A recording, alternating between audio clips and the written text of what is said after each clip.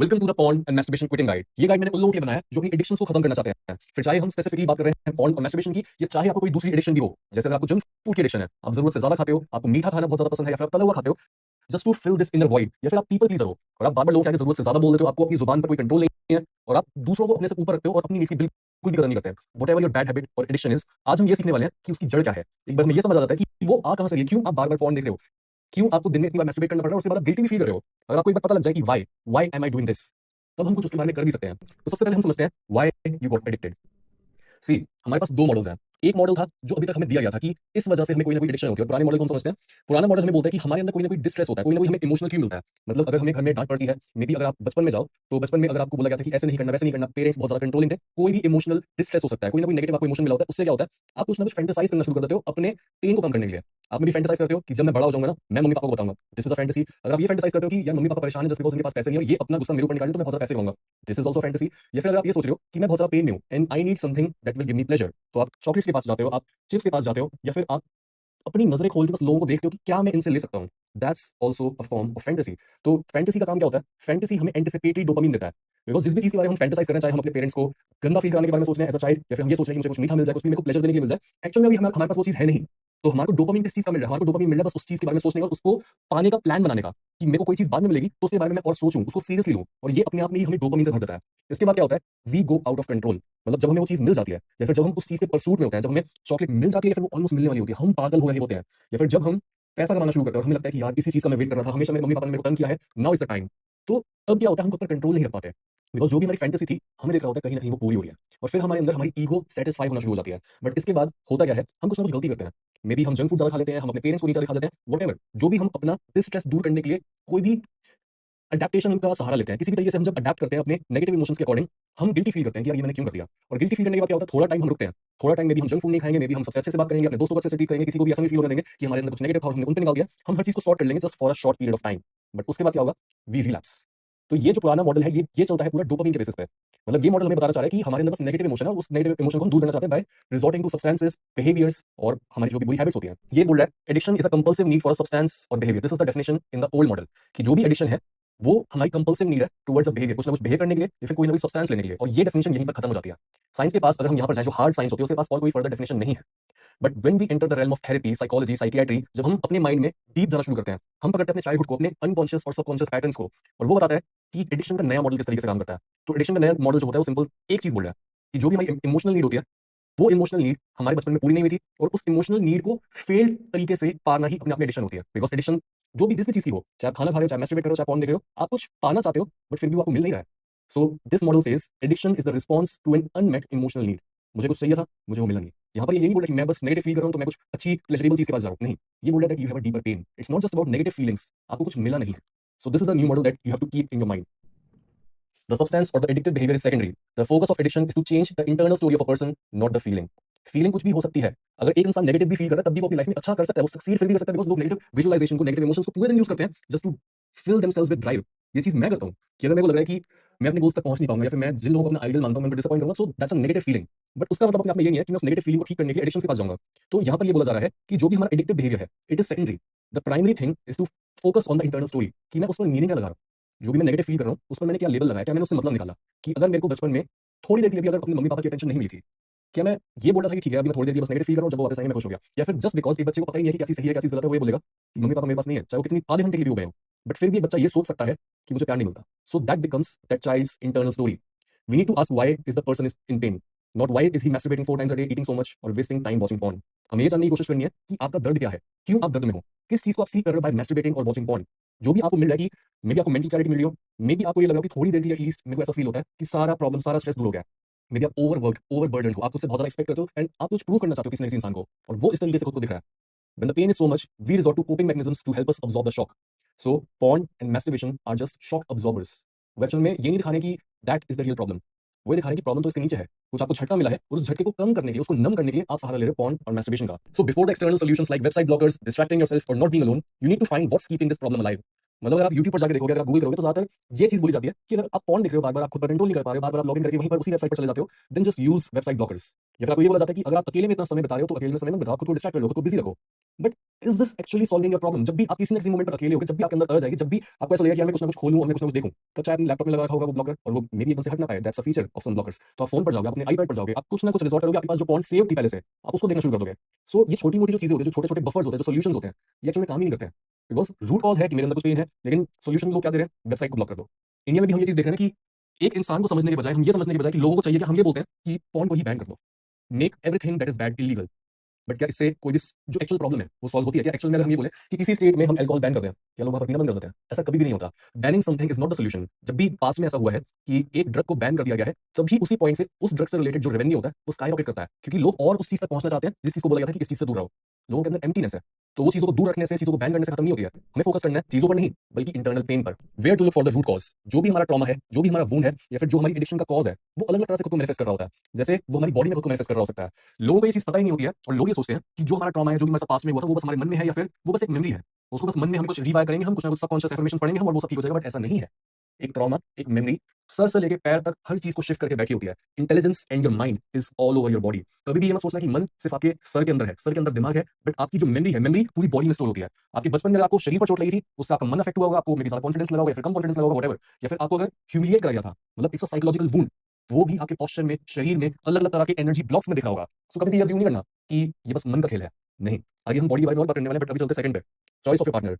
बहुत लोग मेरे पास आके ये बोल रहे होते हैं कि सौरभ, मेरे को पता नहीं क्यों मैं सिमिलर तरह के लोगों को बार बार अपनी तरफ अट्रैक्ट कर लेता हूं, बार बार मैं टॉक्सिक लोगों को या तो अपनी तरफ बुला लेता हूं, या फिर मेरे ऐसे पार्टनर्स होते हैं जो ब्रोकन होते हैं, वुंडेड होते हैं, टूटे हुए होते हैं, हमेशा मैं उनको रेस्क्यू करने में, हील करने में बिजी हो जाता हूं। पता नहीं क्यों ऐसा जब होता है, जब सेम तरह के लोग आपकी लाइफ में बार बार आ रहे होते हैं, वो आपकी किस्मत नहीं है, वो आपके एस्ट्रोलॉजिकल चार्ट में नहीं लिखा हुआ है, वो आप खुद ही अनकॉन्शियसली अपने साथ कर रहे हो। आपके साथ बार बार कोई प्रॉब्लम तभी आ रही है, बार बार अपना पैसा तभी लूज कर रहे हो, बार बार गलत लोग आपकी लाइफ में तभी आ रहे हैं, बार बार घर में इतने कलेश इसलिए हो रहे हैं क्योंकि there is something unconscious that you are not paying attention to. और जो भी हमारे मन में, हमारी मेमोरी में अनकॉन्शियस चीजें होती है, अगर हम उनको पकड़ते हैं कि अच्छा ये मेरा पैटर्न है, इस तरीके से मैं अपनी इनर वॉइस को फील करने की कोशिश कर रहा हूं, जब भी आप उसको पकड़ोगे नहीं, वो बाहर अपने आप को मैनिफेस्ट करने की कोशिश करेगा, और आप बोलोगे यार ये पता नहीं कैसे हो रहा है, मेरी किस्मत ही खराब है। नहीं, किस्मत किसी की भी खराब नहीं होती है। जो पास में हो गया आप उसको बोल सकते हो कि okay that was my destiny, but जो फ्यूचर में होने वाला है उसका कंट्रोल आपके पास अभी ही है। You have free will.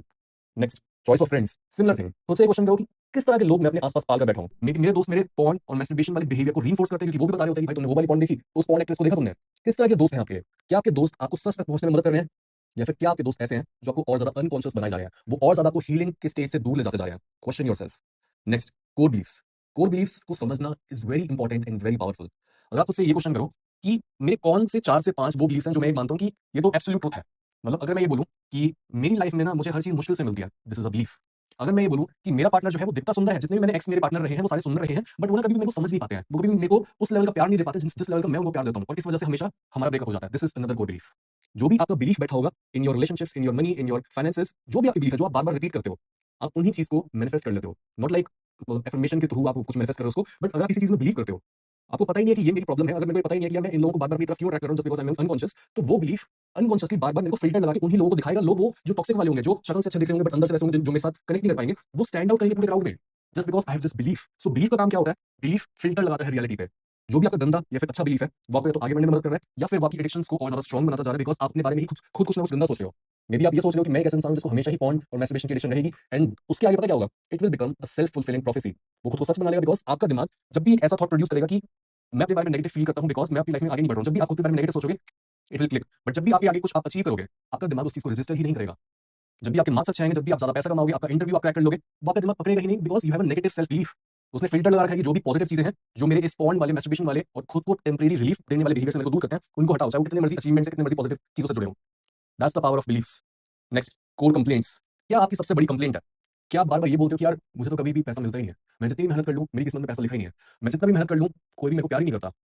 These are your core complaints। मतलब बिलीफ्स का ही एक और पार्ट होता है, but this is specifically around the problems that you talk about constantly. आप किस चीज के बारे में कंप्लेन कर रहे होते हो अपनी फैमिली के आगे, अपने फ्रेंड्स के आगे?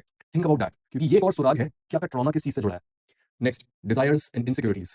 पॉन के ऊपर जो मैंने रिसेंट वीडियो बनाई थी यूट्यूब पे, मैंने उसमें ये भी बताया था कि जो भी हमारा, जो हम पॉन की वेबसाइट्स खोल के देखते हैं, वहां पर हमारा डेटा ट्रैक होता है। Even if you use VPN, जो भी आप यूज कर रहे हो, टेक्नोलॉजी इतनी सोफिस्टिकेटेड है कि जो भी उनको आपसे जानना है, they know, they just know कि किस टाइप का, किस एज का, किस टाइप की पर्सनालिटी का इंसान, किस जेंडर का इंसान, कहां पर अप्रोक्सीमेटली रहने वाला इंसान किस तरह के कैटेगरी वाले पॉर्न को देखता है। And based on that they can just understand, they can reverse engineer the category and your porn watching habits, और उसको रिवर्स इंजीनियर करके वो ये समझ सकते हैं कि इस इंसान की इनसिक्योरिटीज और इस इंसान की डिजायर्स क्या है, और फिर उस इनसिक्योरिटी और डिजायर के अराउंड लोगों के लिए प्रोडक्ट्स उनको स्पॉन्सरशिप में और एडवर्टाइजमेंट में और मूवीज में दिखाए जाते हैं। और लोगों को ये चीज पता ही नहीं है। लोग ये बोल रहे होते हैं कि भाई क्या फर्क पड़ता है, मैं तो इनकॉग्निटो में खोलता हूं, मैं तो रेडिट पर जाकर देखता हूं, और अगर किसी को ये पता भी चल जाए कि मैं इस कितनी उम्र है मेरी या फिर मैं अप्रोक्सीमेटली कहां पर रहता हूं, तो इससे मेरा क्या ही जा रहा है। बट आप ये समझो कि कितने डीप लेवल पर हमारे अगेंस्ट साइकोलॉजिकल वॉरफेयर चल रहा है। हमारे को बड़ी बड़ी कंपनीज मैनिपुलेट करने की कोशिश कर रही है, और वो जो भी हमारी डिजायर और इनसिक्योरिटी है वो ही बेच रही है। उनको पहले पता लग जाता है कि तुम इस तरह की चीजें देख रहे हो, इस तरह की चीजों को तुम सर्च करते हो, and based on that they can just understand कि इस तरह का टॉय, इस तरह का प्रोडक्ट, इस तरह का ग्रूमिंग वाली कोई चीज तुम्हें पसंद आएगी, बिकॉज तुम इस तरह की चीज वहां पर देख रहे हो, तो वहां पे जो बंदा था वो इस टाइप का था, वहां पर जो फीमेल थी वो इस टाइप की थी। They can just understand. उनके पास इतना सोफिस्टिकेटेड टेक्नोलॉजी होती है कि वो इतनी सारी वीडियोस में से ये फिल्टर आउट करके समझ सकते हैं कि अच्छा लोग इस वजह से इस वीडियो को देखते हैं। सो नेवर अंडर एस्टिमेट कि आपके साथ सोसाइटी में बड़ी बड़ी कंपनीज क्या करने की कोशिश करें just to make more money. उनके लिए पैसा ही ऑक्सीजन है। So be very careful. इस चीज को बहुत ज्यादा लोग हल्के में लेते हैं, बट यू डोंट अंडरस्टैंड कि किस लेवल पर तुम्हें कंडीशन करा जा रहा है।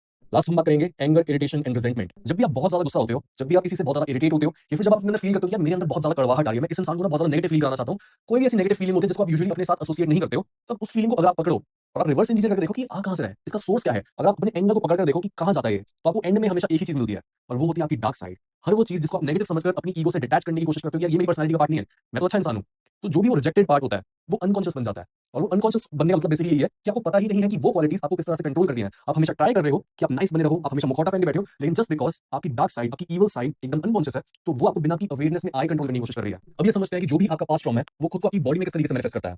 The subconscious mind extends into the body, so every bit of unconscious past manifests in our tightened tissues and armoring. And armor-like fascia develops on the parts of the body related to the specific bodily function affected by one's trauma. आप इस चीज को समझो कि हमारी body में through out the body एक muscle होती है जिसको बोला जाता है फैशिया। तो कई डॉक्टर्स पास में ऐसे थे जिन्होंने ये ऑब्जर्व किया कि जो कहीं कहीं उनके पेशेंट्स ऐसे आते हैं उनके पास जिनके स्पेसिफिक टाइप का ट्रॉमा होता है, और उस स्पेसिफिक टाइप का ट्रॉमा उनकी बॉडी में टाइटेंड मसल्स के रूप में दिख रहा होता है। फॉर एग्जांपल, अगर कोई बच्चा ऐसा है जिसको फियर ऑफ अबैंडनमेंट है, बिकॉज उसके बचपन में उसके पेरेंट्स उसको प्रॉपर अटेंशन नहीं देते थे, और वो हमेशा फाइट और फ्लाइट मोड में रहता था कि मेरे को कुछ भी हो सकता है, मम्मी पापा आसपास नहीं है, मेरे को डर लग रहा है, हमेशा उसकी सांस तेज रहती थी। तो उसको शांत करने के लिए उसकी बॉडी ने क्या किया, उसकी बॉडी ने चेस्ट के अराउंड की मसल्स को बहुत ज्यादा टाइट कर दिया, ताकि उसकी ब्रीदिंग थोड़ी कम हो जाए, ताकि उसकी पल्स कम हो जाए और वो इतना ज्यादा हाइपर वेंटिलेट ना करे। बच्चे को शांत करने के लिए उसकी चेस्ट टाइट हो गई, बट आगे चलकर यही टाइटनेस उसकी साइकोलॉजी को भी बहुत ज्यादा लिमिट कर देती है। समझो ये कितनी डीप बात है। आपके बचपन में जो भी हुआ था वो दिखता है आपकी बॉडी में, और आपकी बॉडी फिर से आपके उस बचपन के ट्रॉमा को जिंदा रखती है। तो अगर हम बॉडी में भी वापस जाके उन ट्रॉमा को बाहर नहीं निकाल ले, देन अगेन जो भी माइंड में हीलिंग हो रही है, जो भी आप बस किसी से बात करके सोच रहे हो कि हाँ बस बात करके ठीक हो जाएगा, ऐसा नहीं होता। जितना जितना ज्यादा डीप ट्रॉमा होगा उतना ही ज्यादा उसने अपनी रूट्स बॉडी में फैला रखी होंगी, और तभी इनको बोला जाता है आर्मरिंग। आर्मर का मतलब क्या होता है, जैसे आपने फाइट्स में पहले देखा होगा कि लोगों की एक हाथ में स्वॉर्ड है, तलवार है, और दूसरे हाथ में आर्मर है, फिर उन्होंने पूरा ही बॉडी पर आर्मर पहना हुआ है। तो आर्मर का काम क्या होता है, आर्मर का काम होता है चोट से बचाना। तो बॉडी जो आर्मर बनाती है टिश्यू के मसल्स के रूप में, उनका भी सेम काम होता है कि ऑर्गन्स बचे रहें, और जो भी एक बच्चे को ट्रॉमा मिल रहा है वो उसके लिए जितना भी ओवरवेलमिंग है वो फिर भी इससे गुजर जाए। तो जो भी आपकी टाइटनेस है स्लोली हम समझते हैं वो किस तरीके से मैनिफेस्ट करेगी खुद को। The body is constantly listening and adjusting itself to the environment, and armour like fascia develops on the parts of the body related to the specific body function. की हमने समझ लिया कि जो भी आपकी बॉडी का फंक्शन है और जो फंक्शन अफेक्ट हो रहा है स्पेसिफिक ट्रॉमा से, उसी फंक्शन के अराउंड वो चीज डेवलप हो जाती है। जैसे अगर आपको बचपन में अर्ली रिजेक्शन मिला होता है और इस चीज से आपके अंदर लैक ऑफ सेफ्टी डेवलप हुई है, तो ये आपकी बॉडी को फ्रेगमेंट कर देता है, आपकी बॉडी को टुकड़ों में बांट देता है, और आप फील नहीं कर पाते हो अपनी बॉडी को नेक डाउन से। मतलब आपको पता है कि हाँ पैरों में आप अगर किसी चीज को टच करो आपको फील होता है, बट एक सेंस ऑफ कनेक्शन वहां पर ना बहुत कम होता है। ट्रॉमा की लोकेशन यहाँ पर हमें बताई गई है weak legs, symbolising lack of grounding and stability, और tense neck, bad posture, symbolising withdrawal from the world. मतलब कई लोगों को आपने देखा होगा जिनकी नेक ऐसी होती है वो अपनी बॉडी से दूर भागना चाहते हैं, मतलब नेक बहुत ज्यादा आगे होती है और जो पूरे शोल्डर्स होते हैं पूरी बॉडी पीछे की साइड है। ऐसा क्यों होता है? ऐसा यूजुअली तभी होता है जब एक इंसान, एक बच्चे की बॉडी में कुछ ना कुछ बहुत ओवरवेलमिंग चल रहा होता है, बहुत ज्यादा स्ट्रेस होता है, बहुत ज्यादा ट्रॉमा झेल रहा होता है, तो वो कहीं ना कहीं सबकॉन्शियसली अपने आप को पूरी बॉडी से दूर करने की कोशिश करता है, लेकिन नेक की मसल्स इतनी ज्यादा टाइट हो जाती है बचपन में ही कि वो पोजीशन वहीं पर फिक्स हो जाती है और वो हमेशा ही आगे होकर चलता है। पर्सनैलिटी ट्रेट्स, ओवर इंटेलेक्चुअलाइजेशन, यानी जो भी इंसान ऐसा होता है जो अपनी बॉडी से डिस्कनेक्टेड होता है, उसको ये वाला ट्रॉमा मिला होता है अर्ली रिजेक्शन का, तो वो बहुत ज्यादा आइडियाज की दुनिया में होता है। बिकॉज अगर वो बॉडी से डिस्कनेक्टेड है, वो स्पोर्ट्स में तो जाएगा नहीं, वो फुटबॉल तो खेलेगा नहीं, वो पियानो तो बजाएगा नहीं, तो वो क्या करेगा, वो एक ऐसी चीज करता है जो उसके सर से दिमाग से रिलेटेड होती है, वो आइडियाज में गुम हो जाता है, वो इंजीनियर बन जाता है, या फिर कोई भी ऐसा काम करता है जहां पर उसका दिमाग बहुत ज्यादा यूज हो और बॉडी का ज्यादा यूज ना हो, बिकॉज वो अपनी बॉडी को डिस्कनेक्टेड रखना चाहते हैं कि बॉडी में इतना स्ट्रेस है, इतना ट्रॉमा है, मैं से आइडेंटिफाई भी नहीं करता। So he is very detached from his bodily functions and bodily feelings. तो उसके अंदर होता है लैक ऑफ फेथ। आपको पता है क्या, हमारे पास जो क्लाइंट्स आते हैं मैं उनसे ये भी पूछता हूँ कि आपका गॉड के साथ, फेथ के साथ क्या रिलेशनशिप है, बिकॉज उससे मुझे ये चीज पता लगती है। अगर एक इंसान अपने दिमाग में बहुत सारा लॉजिक में लॉस्ट होता है, तो मेरे पता लग जाता है कि अच्छा ये अपनी बॉडी से डिस्कनेक्टेड है और ये पक्का एग्जीक्यूशन नहीं ले पा रहा जो भी इसके प्लान्स है उनका। So he lacks faith, and if he lacks faith उसका मतलब है कि ये कैलकुलेशन में गुम है, अपने लॉजिक में गुम है, अपने दिमाग में गुम है, और इसको किसी तरीके से मेरे को बस शरीर में लेके आना है। अगर ये बॉडी में आ जाएगा तो इसलिए एग्जीक्यूशन ईजी हो जाएगा, ये इतना सोचेगा नहीं, ये अपना कैलकुलेशन नहीं लगाएगा कि आगे चल के क्या होगा, मैंने ये रिस्क ले लिया तो क्या हो जाएगा। नो, इतनी कैलकुलेशन सिर्फ तभी आती है जब आप अपनी बॉडी में प्रेजेंट नहीं होते हैं। जो भी एनिमल की बॉडी में प्रेजेंट होता है, चाहे वो कितना भी छोटा हो, आपने नेट जियो पर देखा होगा कि छोटे छोटे एनिमल्स होते हैं, but just because they are fully present in their body, तो शेर के आगे भी उनसे लड़ने बैठ जाते हैं। जितना ज्यादा अपनी बॉडी में प्रेजेंट रहोगे उतनी ज्यादा अपनी करेज होगी, उतना ज्यादा आप लोगों से जब भी कन्फ्रंट कर रहे होगे आप स्टैंड ले पाओगे, आप डरोगे नहीं, आपको नहीं लगेगा कि यार ये तो मार देगा मेरे को, because you also feel very powerful in your skin. But इन लोगों के साथ एक और प्रॉब्लम ये होती है, just because they are not present in their body, तो दूसरी जो बॉडीज होती है उनसे भी रिलेट नहीं कर पाते हैं, they have difficulty forming emotional connections. ये जो कनेक्शन बनाने की कोशिश करते हैं, इस तरह के लोग कनेक्शन भी इंटेलेक्ट के बेसिस पर बनाते हैं कि तुम इंटेलिजेंट कितने हो, अगर तुम मेरे साथ इंटेलेक्चुअल बातें कर सकते हो तो ही मैं तुम्हारा दोस्त बनूंगा। दूसरे टाइप का ट्रॉमा जो खुद को हमारी बॉडी में मैनिफेस्ट करता है वो होता है emotional unavailability. Physical neglect creates a tendency to seek validation. यानी जो भी इंसान ऐसा होता है जिसको बहुत अर्ली चाइल्डहुड में पेरेंट्स का प्यार, पेरेंट्स की प्रॉपर अटेंशन नहीं मिली होती, तो वो वैलिडेशन सीख करना शुरू कर देते हैं। बट इसकी लोकेशन कहाँ पर होती है? ऐसे लोगों की चेस्ट बहुत ज्यादा कोलैप्स होती है, वो आगे या तो झुककर चल रहे होते हैं या फिर वो कहीं ना कहीं अपने हर्ट को बचा रहे होते हैं। ये रिप्रेजेंट करता है feeling of emptiness and longing. इस तरह के लोगों की मसल टोन बहुत ज्यादा वीक होती है, ये डिपेंड बहुत ज्यादा करते हैं दूसरों पे, they are not self sufficient. ये अपने मुंह के अराउंड, जॉ के अराउंड बहुत ज्यादा टेंशन होल्ड करते हैं because they always wanted to speak something, but कभी भी इनको बोलने की ना तो हिम्मत हुई और कभी भी ना तो इनको बोलने का बचपन में मौका मिला। इनकी पर्सनालिटी ट्रेट्स होती है dependency, clinginess and tendency to seek validation और सपोर्ट फ्रॉम अदर्स। आप खुद में देखकर ये समझ सकते हो कि आपकी चेस्ट कैसी है और आपकी बॉडी में मसल टोन किस तरीके की है। ज्यादा लोगों में ये देखा गया कि जॉ और माउथ से ही आपको पता लग सकता है कि आपको कोई बोलने नहीं दिया गया था, तो आपको पता होगा कि आपको ये वाला प्रॉब्लम है। Third, if you were betrayed और मैनिपुलेटेड बाय केयरगिवर्स। तो उसमें होता क्या है, often in environments where the child was made to feel powerless और used as a tool for caregivers needs. बहुत बार हमारे पेरेंट्स बचपन में हमें मैनिपुलेट करने की कोशिश करते हैं और अपनी ईगो को सेटिस्फाई करने की कोशिश करते हैं हमें यूज करके। कभी वो हमें कोई काम बोलते हैं, कभी वो हमें बोलते हैं कि हम अपने रिलेटिव्स के आगे एक सर्टेन में एक्ट करें। और अलग अलग तरीकों से जब एक बच्चे को मैनिपुलेट किया जाता है और एक सर्टेन एज के बाद जब बच्चा समझने लगता है कि मेरे साथ तो धोखा हो रहा था इतने टाइम से, तब बच्चे का जो ट्रॉमा होता है वो कहीं ना कहीं एक रिबेलियस नेचर के रूप में दिखता है। तो ट्रॉमा लोकेशन इस केस में क्या होती है? Puffed up chest and shoulders creating an illusion of strength, over developed upper body compared to the lower body, reflecting a need for dominance and control. मतलब जो लोग इमेजिनरी लैट सिंड्रोम होता है ना, जिनको जो चौड़े होकर चल रहे होते हैं, वो प्रिटेंड कर रहे होते हैं कि वो कितने वाइड, कितने स्ट्रॉन्ग है, उनके पास ये वाला ट्रॉमा होता है। वो अपने पेरेंट्स